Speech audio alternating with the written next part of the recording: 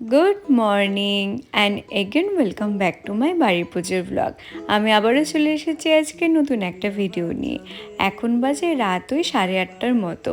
আমি একটু বিকেলবেলায় বাজার গিয়েছিলাম, তারপর সেখান থেকে ফিরে ঘরে শুয়েই ছিলাম। সেরকম কোনো লোক আসেনি তো এখনও, তাই প্রচণ্ড বোর ফিল হচ্ছিল, তাই ঘরে শুয়েই ছিলাম। দিদি আসলো একটু আগে, তারপর দিদির সাথে নিচে নামলাম। নিচে নেমে দেখি সব ভাজাগুলোও হয়ে গেছে, এদিকে ডালও হয়ে গেছে। আগের বছর সঞ্জমের ব্লগে তো তোমরা দেখেইছিলে যে এই সঞ্জমের দিন আমরা কি করে কাটাই। দুপুরবেলা বিসর্জনের পরে তো আমরা দই চিড়া খেয়ে থেকে যাই। রাতের বেলা একবার আমরা ভাত খাই, আতপ চালের ভাত, তার সাথে ডাল, 5 রকমের ভাজা, নিরামিষ একটা তরকারি করা হয়, তার সাথে পনিরও করা হয়। এবছর আমাদের রাঁধুনি চেঞ্জ হয়েছে। প্রত্যেক বছর তো বড় কাকিই করে, কিন্তু এবছর বড় কাকির একটু অসুবিধা আছে, তাই পিসি রান্না করছে।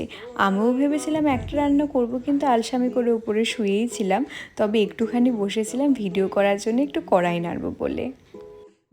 এরই মধ্যে সবার মনে হলো যে সবাই একটু চা খাবে, তাই আমাদের ঘরের রান্না করার জন্য দুদিনের জন্য যে জেঠিমণিটা এসেছে ওনাকে বলা হলো, উনি চা করে দিল। আর আমার ঠাম্মাকে দেখো, যখনই ভিডিও হতে থাকবে উনি একবার হলেও বলবে যে আমায়ও একটু তোল।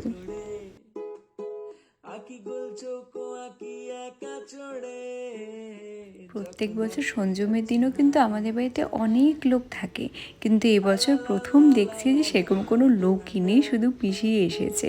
সোনুও বাড়ি চলে গেছে, ও শুধু রাতে খেতে আসবে। বোনও আজকে আসেনি, কালকে আসবে। যদিও আমার কাছে দিদি, সোনু আর বোন, এরা 3জন থাকলে আমার আর কাউকে লাগে না। লোক কম হলে কি হবে, গল্পের তো শেষ নেই। সবাই মিলে জমিয়ে গল্প দিচ্ছে, আর এদিকে রান্না হচ্ছে। এখন হচ্ছে পনিরের তরকারিটা। প্রত্যেক বছর রান্না শেষ হওয়ার পর সবাই খাওয়া দাওয়া করে, খাওয়া দাওয়া করে একটু গল্প করে, তারপর সবাই ঘুমোতে যায়। আর তারপর আমি ঠান্ডা মাথায় আলপনাটা শুরু করি। আর সেই আলপনা শেষ হয় হচ্ছে রাত 3টে-4টার দিকে।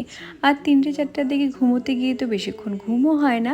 আর পরের দিন পুজোতে সারাটা দিন আমার শরীর ক্লান্ত থাকে। তাই এবছর মা, কাকি সবাই মিলে আমায় বলছে যে মন্দিরের ভেতরে এবং বারান্দায় তো আমাদের কোনো কাজ নেই, তুই আমাদের সাথে গল্প করতে করতে ভেতরে আলপনাটুকু করে নে। তাই আমিও আর দেরি না করে বসে পড়লাম। নানাবিধ আকারে আর ইঙ্গিতেতে তুমি তো গান বানান।